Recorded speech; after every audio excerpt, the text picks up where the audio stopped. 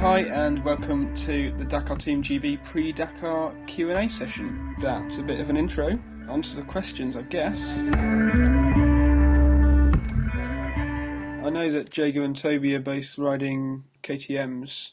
What are you riding this year, Stan? Yeah, I'm on a KTM 450.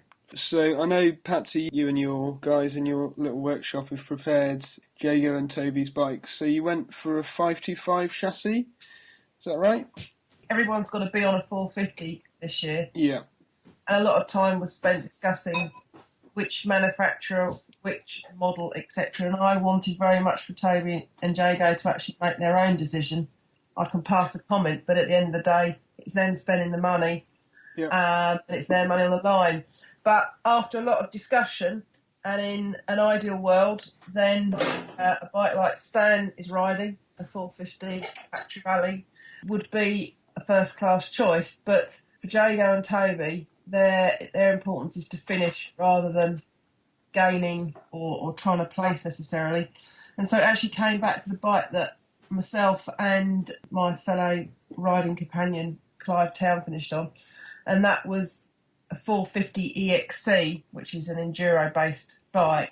So there's no difference really between the 450 and the 525 in anything. So yes, we had two donor bikes here that got completely stripped down, literally, and started from scratch again. And the 525s were replaced by 450 engines. Okay, so those are actually the bikes that you finished the Dakar on? No, not the bikes I finished. One belonged to a chap that had attempted Dakar in 2007. But really, the history of the bikes is pretty irrelevant because they've literally been built from the frame upwards. So some parts are new, some parts aren't. I mean, you can go on, I'm sure Stan would agree, you know, even if you buy an off-the-shelf factory rally bike, you still have to do quite a bit to them. Because that's the way, the nature of the beast in a way. You want to check it for yourself, and you need to do some modifications. So I feel very pleased with the bikes, and I think the boys do.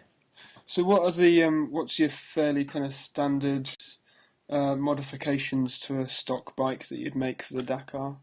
I suppose really the main thing comes down to the fuel range. Obviously, an enduro bike, you only need a small, say, 9-litre tank. Well, on Dakar, you've got to be able to do 250 kilometres plus 10%. So the bikes that Jago and Toby have got will carry 30 litres. You can do it on less, but in my opinion, you can always dump fuel, but you can't suddenly get it when you're in the middle of the desert. So if they don't need to actually go out with all tanks topped up, then that's fine.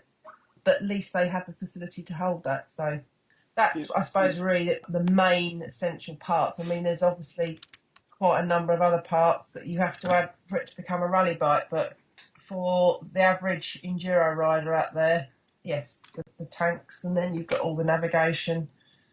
And then a bigger fairing. Exactly, yeah.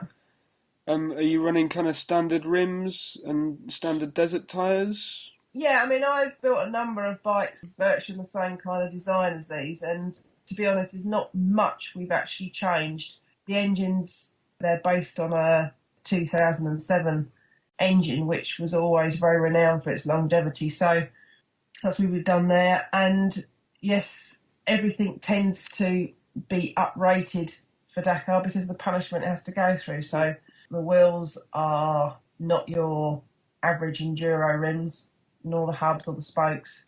But it's also coming up with a bike that the guys can work on if they need to in the field as well. Yeah.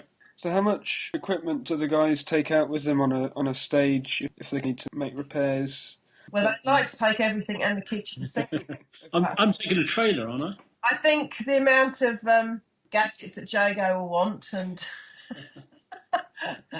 no, we've recently done a shakedown week in Morocco, and also Toby has come down and helped dismantle a bike the same as what they're going to be riding. So hopefully they've got their own tools with them that they feel and know that they can actually work on in the field. So that and the mandatory equipment like your foil blanket, lighter, distress mirror and all the rest of it. Right, there are rules stating what you have to take with you, but not a maximum. No, first day everybody goes out absolutely loaded to the gunnels, and then by about 5 days in, they're already throwing out, don't need this, don't need that, and because they realise what you think might be important suddenly doesn't feel that important anymore. Yeah. So the third head cam we probably won't need to take. Possibly not. Stan will add in there because I think every rider looks at it very differently. Stan's, you know, he's been out to Dakar before, so he's going with some very important experience. The guys have done the other rallies, but I think things change a bit for Dakar.